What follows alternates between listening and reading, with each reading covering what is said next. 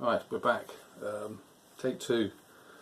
First one didn't work somehow. The audio and the video seem to become disjointed. Anyhow, I've just resolved those attacks I mentioned in the last video, and they went kind of as expected. There was about four Russian armies in the dead pile.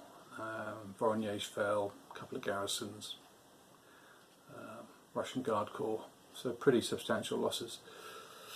Left a big hole, big enough for, I think, to describe it as being a pretty terminal blow delivered by the Germans. So I am going to call the game there. It's been on the table for a couple of months. I've really enjoyed it. I was thinking how it stacked up against the competition. Proud Monster and Dark Valley come to mind.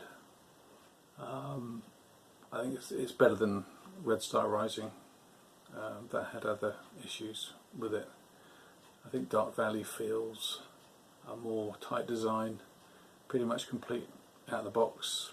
No need for any tweaking. I thought it was fine.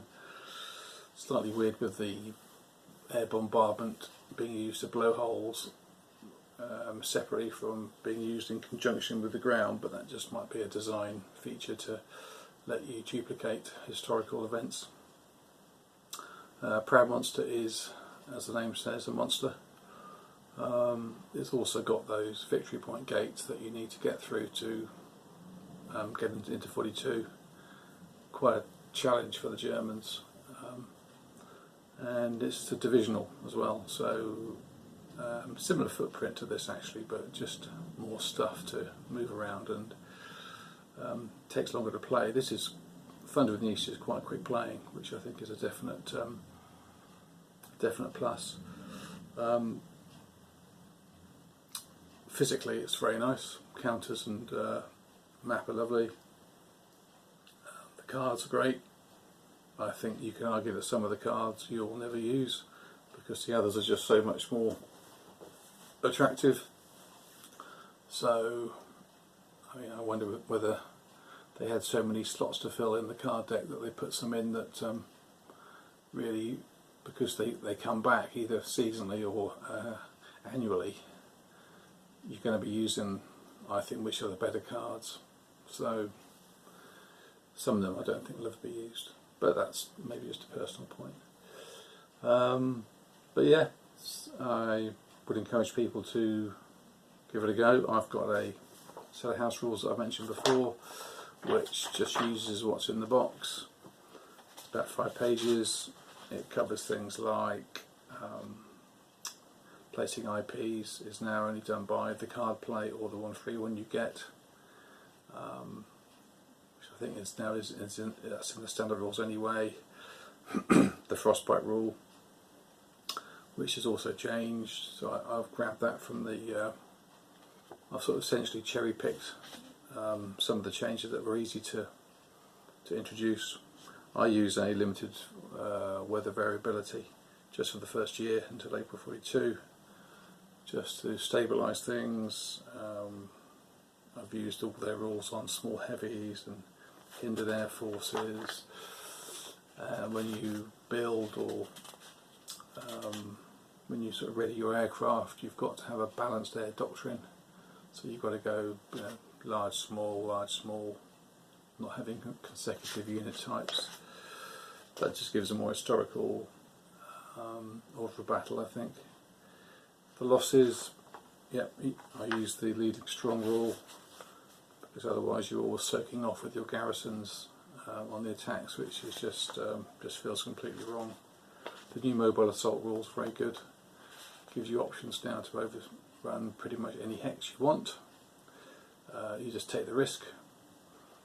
It also means the mobile assault bonus card is now worth having, and those cards now have a countdown on them, not a limit determined by their success or failure. So now if it's a small card, it lasts for 2 turns. Medium card is 3 turns, and that's just feels better. And a few others that I'm using, like The AP result is now the AP result in the new CRT, so the attacker has the option to do the AP or the no effect, and if he chooses the AP, that then bounces across to the defender to choose the DP effect, and that took away that slight anomaly in the original CRT where sometimes you were better off attacking at worse odds, which always felt a bit strange. Now I think there's a new CRT anyway for the ground combat and the air combat.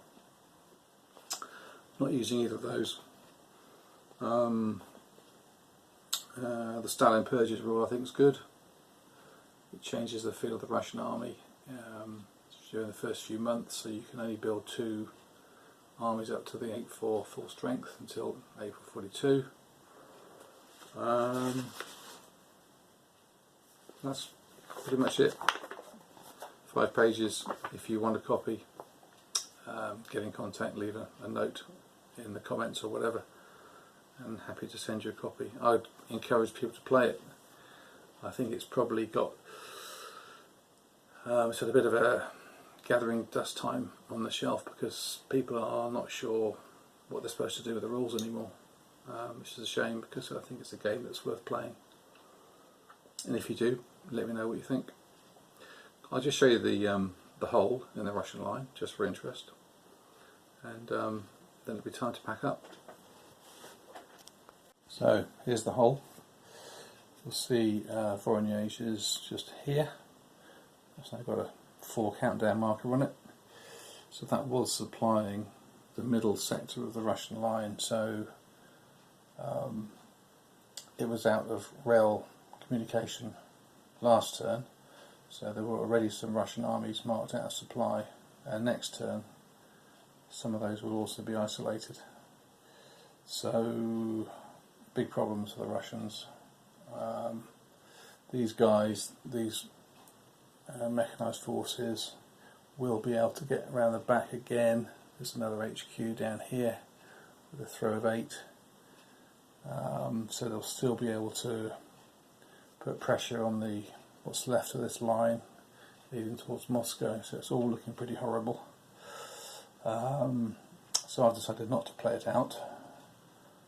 Others might decide to keep going, but for me that's enough to draw a line. So hopefully it may have encouraged some to try it. I've certainly enjoyed it. Cheerio.